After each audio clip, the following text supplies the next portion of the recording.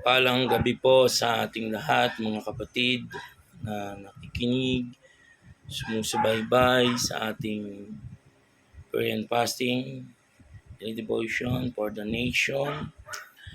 Salamat po sa Panginoon, sa kabutihan niya, sa kanyang kadakilaan, kabaitan sa ating buhay. Ngayon po ay ako po ang naatasan upang magbahagi ng salita ng ating Panginoon. Praise God. Sabi nga, the latest encounter mo kay Jesus. Tatlo po ang pinaka-latest encounter ko po sa Panginoon na pangyayari. At bago po tayo maibahagi ang salita ng Panginoon Diyos, ay tayo muna po ay manalangin, mga kapatid. Father God, salamat po sa pagkakataon muli na ibinigay niyo po sa akin upang magbahagi ng iyong salita. Tunay po, Panginoon, na napakalaking pribilehiyo na may kapagbahagi ng salita mo. Ngayon po, O Diyos, panalangin ko, ako po inyong itago sa inyong likuran, ihayag lang, Panginoon, ang mga salita mo. Dalangin ko po, Panginoon, turuan ako, bigyan niyo ako ng sagalang karunungan sa pangunguna po ng iyong banal na Espiritu. Lord, salamat po sa gabing ito na talagang pinagkaluban niyo po ako muli upang magbahagi ng iyong salita. Ama, sa lahat po na makakarinig nito, Ama, ito'y isang pagpapatibay, makakapagpatibay ng kanilang pananampalataya, Panginoon. Ito po ay testimony na kung paano kadakila ang Panginoon, kung paano ang Diyos ay patuloy na naghahari, Panginoon, sa amin, na siya ang tumutulong. Sa Kanya kami kaya Ama, sa amin, kami po ay nagtitiwala ng lubos sa Kanya, sa iyo, Panginoon.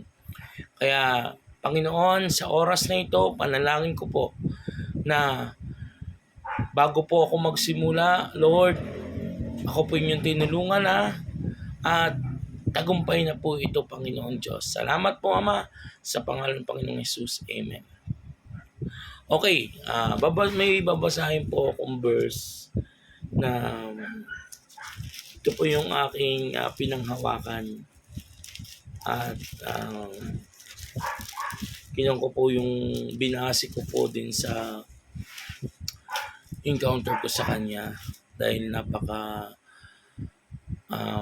biyaya po ng ating Panginoon Diyos. At lagi po nating na-encounter siya sa araw-araw. Ito po ang akin pong ibabahagi. Umasa ka sa Diyos, matatagpuan po natin sa Awit 37 verse 3 to 6. Ang sabi po dito sa salita po niya ay umasa ka sa Diyos, ang mabuti gawin at manalangin ka ligtas sa lupain. Kay Yahweh mo hanapin ng kaligayahan at ang pangarap mo'y iyong makakamtan. Ang iyong sarili sa Kanya ay talaga tutulungang ganap ka pag ika'y nagtiwala. Ang kabutihan mo'y magliliwanag katulad ng araw kung tanghaling tapat. Sa harap ni Yahweh ay pumanata ka, maging matyagang maghintay sa Kanya at mong kainggitan ang gumiginhawa sa likong paraan, umuunlad man sila. Amen. Napakaganda po ng message ng Panginoon. At sabi niya po ay umasa ka sa Diyos. Ako po, ang una ko pong encounter sa Lord, itong pinakabago, latest, tatlo po yan, ay yung healing sa aking katawang pisikal. Kasi po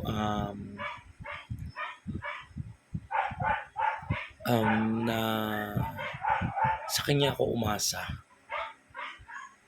Kasi po nung nakaraan ay talagang ito pong kabila kong tuhod ay napakasakit. Ilang days po. Then sabi ko nga, Lord, bigyan mo ako ng araw-araw kong pinagpipray sa kanya ang kagalingan. At napakabuti po ng Diyos dahil sa araw-araw ko pong pinagpipray sa Panginoon yung isang pong tuhod na sumasakit ay na-encounter ko po yung complete healing ng ating Panginoon. Sa kanya po ako umasa. Kagalingan po ang binigay ng ating Panginoon Diyos sa aking buhay. Kasi po nung kami ay tuwing service, worship service, prayer meeting, ay dinideklara ko sa Panginoon kaming lahat ng mayroong nararamdaman physically ay bibigyan ng kagalingan ng Panginoon. Kahit po ako po yung nagpipreach, ako po yung nagsasalita. Sabi ko, Lord, iparanas niyo po sa akin ang kagalingan mo. Mapatotohanan ko po ito sa kongregasyon kung paano ka kumilos. Nung time po nung kami ay pinagpipray ko ito na may deklarasyon kaming gagaling lahat ng may sakit. Hindi lang po ako ang gumaling, kundi marami po ang gumaling po. At napakabuti po ng Diyos dahil ito pong encounter ko sa Panginoon ay complete healing sa aking tuhod na sumasakit sa talagang ngayon po ay hindi na sumasakit. Napakabuti po ng ating Panginoon Diyos. Sa Kanya lang po ako umasa. Sabi niya, kaya mo hanapin ang kaligayahan. Napakabuti po ng ating Panginoon. At ang second encounter ko po sa Panginoon ay yung pong humingi ako sa Lord ng wisdom upang magturo po about sa kasiyahan sa pagbibigay ng kaloob sa gawain para sa gawain ng Panginoon. Na-encounter ko po yung karunungan na sagana na bigay ng Diyos kung paano ko po itinuro sa kongregasyon kung paano magbigay ng kasiyahan sa pagbibigay ng kaloob. Ako po mismo na-encounter ko po ang blessing ng ating Panginoon Diyos na kung saan na-challenge po ako kung paano po ako magkaloob ng tithes and offering para sa Diyos. Kasi po ako po ay sabi ko nga ay kung ano yung kakayahan ko lang, kung ano yung maibigay ko sa gawain ng Panginoon, yun ang aking ibinibigay sa gawain niya. Pero nung challenge po ako mismo, kasi ako po ay humingi ng wisdom sa Lord kung paano ako po makapagbahagi sa gawain ng Diyos sa pagbibigay ng may masaya at kusang loob, ay ako po ay na-encounter ko po kung paano po ibalik ng Diyos yung blessing niya. Amen po. Na-encounter ko po na magdoble yung pong biyaya ng Diyos ay higit na naranasan. Kasi po kami pong yung aking pong pinagkakahanap buhayan ay lalo pang dumami ang naging customer at meron po pong nagbukas na kumukuha po sa akin ng ng tinapay, kasi may bakery po ako yung umaangkat at nagiging mabili po din doon sa lugar na yon. Kaya yung pong ginagawa ko po dito sa bakery ko ay kailangan gumawa pa rin doon sa isang bakery. Na-challenge po ako Sabi ko sa Panginoon, tinuruan ako ng Diyos, ikaw ang unang magpakita ng ibang i-challenge mo yung sarili mo. Paano ba yan? Magkaroon ka ng kasiyahan sa pagbibigay. Yon. Na-encounter ko yung blessing ng Panginoon na biyaya niya. Kaya napakabuti po ng Diyos. Nag-uumapo po ang pagpapala na na-encounter ko sa Panginoon. Nagsusunod-sunod po ang blessing ng Panginoon. Kasi nabago po yung aking papaano po ako magbigay sa gawain ng Diyos. At kung dati po ay limitado, ngayon po ako po'y nagpapasalamat sa Panginoon dahil yung aking pong ginagawa na paano po ako magbigay ng ikapo ng offering sa Panginoon ay nagagawa ko na po ng nasabi ko nga ay yung ikapo ko at hinigitan ko po ngayon na sobra-sobra dahil sabi ko nga po ay Lord, salamat po sa biyaya mo na itinuro mo po sa akin ng wisdom kung paano ko po masabi sa mga kapatiran na ng self-sanuwang kung paano po magbigay ng kasiyahan. Ikaw po mismo na-encounter ko, tinuruan mo ako. Kaya Lord, salamat po. Sabi ko nga sa Lord na sa biyayang binibigay niyo po sa akin, lalo na po sa tuwing nagigising ako sa umaga. Sabi ko lagi, Lord, ma-encounter kita. Salamat na-encounter kita sa kasiyahan, sa kagalakan, sa kalakasang pisikal. Ako yung lubos na nagpapasalamat sa Lord dahil sa biyaya niyang yung blessing niya na encounter ko na nag-uumapaw na tinanggap ko. Kaya napakabuti po ng ating Panginoon Diyos. Nagpapasalamat din ako sa Panginoon dahil yung sa blessing nga ng Panginoon na ibinibigay ay yung hinahangad ko na makapagpagawa ako ng isang cabinet na sa lansanan dahil ngayong buwan ito malamig nga po na may saraduhan ay nakapagpagawa po ako. Thank you sabi ko nga Lord, salamat sa blessing mo. Araw-araw ko pong na-encounter yung blessing ng Diyos. Araw-araw ko na-encounter yung pag-ibig ng Panginoon sa aking buhay. Kaya ako'y nagpapasalamat sa Panginoon. Kaya at ang ikatlo ko pong encounter sa Diyos, yung papaano po mag-prepare ng message para sa Kanya upang maibahagi po sa mga tao. Ako po ay nagpapasalamat sa Lord dahil once na ako'y tumatayo po sa gawain niya tuwing araw ng Sunday, laging bago ang mga salita niyang ibinababa. Unang-una po ako po ang nakakarinig. Ako po kasi pinag-aaralan ko po at na-encounter ko po talaga yung kung paano siya magbigay ng sagalang karunungan. At salamat sa Lord dahil tuwing araw ng pagsamba, araw ng linggo ay araw-araw ko siyang naranasan ko lagi ang kanyang kapangyarihan. Siya yung nagtuturo sa akin ng saganang karunungan upang magkaroon na masabi sa lahat kung gaano siya kabuti, kung gaano siya kadakila.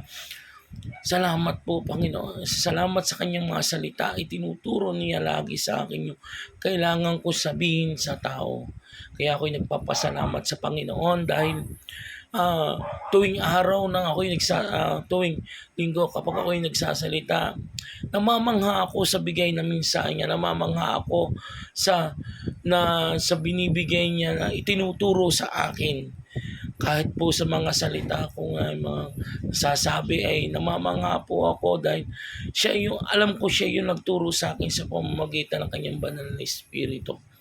Kaya ako'y nagpapasalamat po sa Panginoon dahil sa kanya lang ako maasa. Maligaya po ang puso ko dahil sabi nga kayawi mo hanapin ang kalagayahan at ang pangarap ay iyong makakamtan. Kaya hinangad ko din sa Panginoon, sabi ko, Lord, hindi ko kaya na tumayo sa harapan upang sabi nga magmensahe lamang basta-basta. Gusto kong ma-encounter yung kapangyarihan mo. Gusto kong ma-encounter yung presensya mo, kalwalatian mo. Kaya sabi ko, Lord, tulungan niyo po ako kapag nagmiminsahe. Kaya naman ang Lord kumikilos. Kaya hinahayaan ko kumilos ang Panginoon. Kami ay talagang ang bawat deklarasyon ay may sabi ko.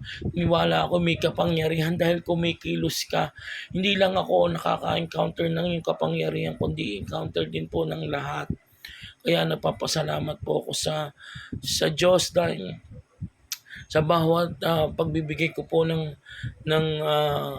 mensahe sa gawain ng Diyos ay na-encounter ko yung kapangyarihan ng Panginoon. Tinuturo niya ang lahat na dapat ituro at nandun yung pagbibigay niya ng sagalang karunungan. Kaya ako'y lubos na nagpapasalamat sa Panginoon dahil talagang hindi niya ako pinababayaan. At sa pagtayo ko pa lang dati, kasi dati tumatayo ako ng kinakabahan. Ngayon po dahil ang Diyos ang kumikilos at lagi kong na-encounter, hindi po ako kinakabahan dahil alam ko tinutulungan po ako ng banal na Espiritu ng Diyos. Siya ang nagtuturo, siya ang nagbibigay ng sagalang karunungan sa akin. Kaya sa bawat linggo na sa bawat linggo ng pagsamba namin, nararanasan namin ng presensya ng Panginoon at kapangyarihan niya. Kaya ako'y lubos na nagpapasalamat sa ating Panginoon Diyos. Kaya yung kagalingan, yung kanyang biyaya, yung kanyang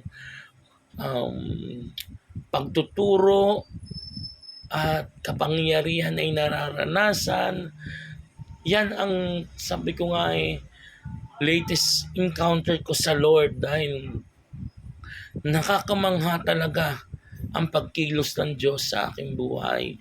Ako talaga ay napakasaya ng aking puso. Ang kaligayahan sa aking puso ay nararanasan ko dahil sa bawat araw kumikilos ang Diyos. Naranasan ko na na-encounter ko siya dahil sabi ko nga isa karagdagan pa po yung sa tuwing umaga na gumigising ako, na-encounter ko yung bigay ng Diyos na lakas sa katawan, pisikal. At niniwala ako doon sa sinabi niya, sa kanya lang ako umasa ka lang sa Diyos. Kaya sobra nasa kanya sa tuwing umaga na ako'y nagigising. Kasi nga may business kami ng aking asawa. Sa kanya ko lang ipinagkakatiwala. Umaasa ako kasi hindi lang naman po ako nagtitinda kundi nagluluto din ako ng tinapay. Kaya sabi ko, Lord, tulungan mo po ako, huwag mo akong pababayaan, bigyan niyo ako ng kasiyahan, kaligayahan, kagalakan, kalakasan, at karunungan na sagana na bigay mo, yung fruit of Holy Spirit, yun po, sabi ko, bigay mo. Ma-encounter ko lagi yung kapangyarihan ng ikaw mismo, Panginoon.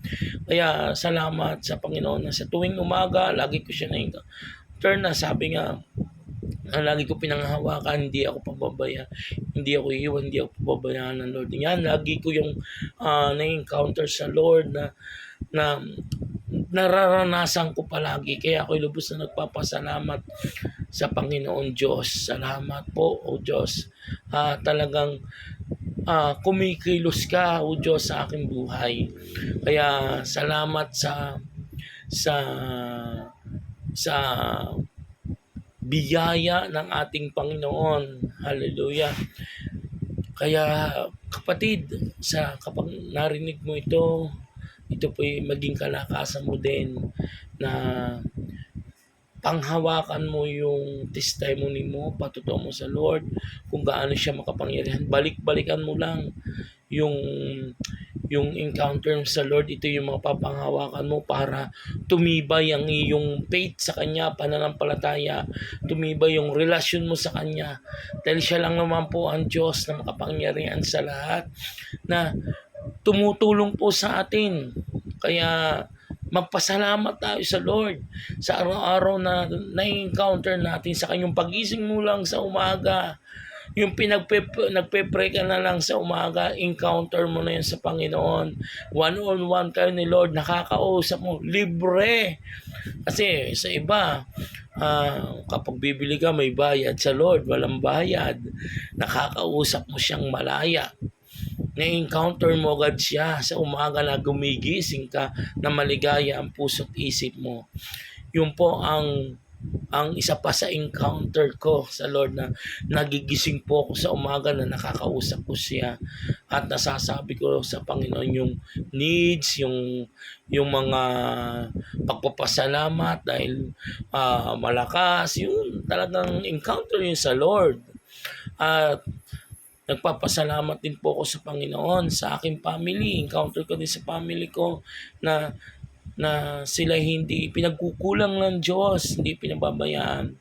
Salamat sa Panginoon, sa aking asawa na na-encounter ko palagi. Dati kami hindi minsan nagkakaunawaan. Ngayon, maligaya kami nagmamahalan sapagkat na-encounter namin palagi ang pag-ibig ng Diyos. Kaya nagpapasalamat ako sa ating Panginoon Diyos. Kaya kapatid, ito yung mga bago o latest ko na encounters sa Lord, dahil kung mabuti ang Diyos sa akin, ganun din po sa inyo, mabuti din po ang Panginoon. Basta lagi niyo pong isipin at gawin na sa Kanya lang po tayo umasa, sa Panginoon. At higit sa lahat, ang ating buhay isuko natin sa Kanya. Dahil wala naman po tayong pagsusukuan kundi si Jesus lang, kay Jesus lang. Tanggapin po natin siya bilang Panginoon na tagapagligtas ng ating Panginoon, ng ating buhay. At yun, for sure, na-encounter mo na si Jesus kapag tinanggap mo siya bilang Panginoon at tagapagligtas ng iyong buhay. Kaya magpasalamat tayo sa araw-araw na tayo ay iniingatan, binibiyayaan ng ating Panginoong Diyos. Salamat po sa pagkakataong ito na ako po ay pinagkanuban ng magbahagi ng aking testimonya na encounter latest encounters sa Lord.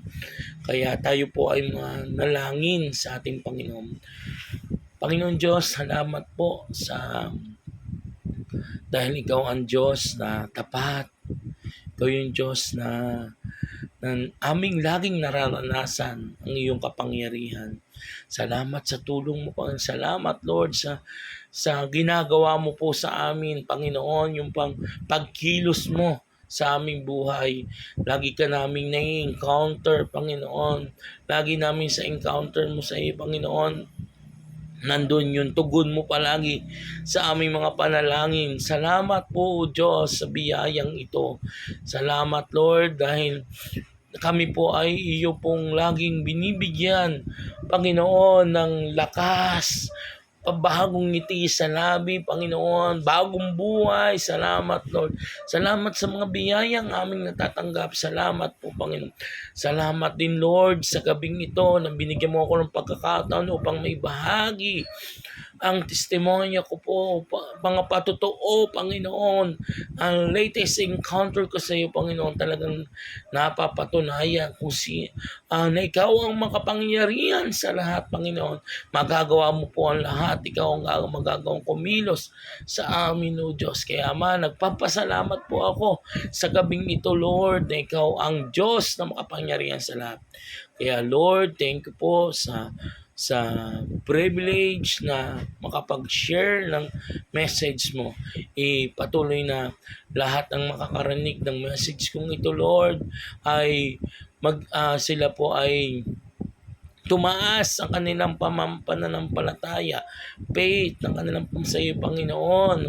In Jesus' name, in Jesus' name. Dalangin ko din, O Diyos, na ikaw ang lubos nilang kilalanin, maranasan ang iyong kapangyarihan. Ikaw lang po, Panginoon. In the name of Jesus. Marami pong salamat sa gabing ito, Lord. Selyuhan mo po ito ng iyo po, Panginoon, ang iyong pangalan, Panginoon Diyos. Salamat po, Panginoon, sa pangalan ng Panginoong Jesus.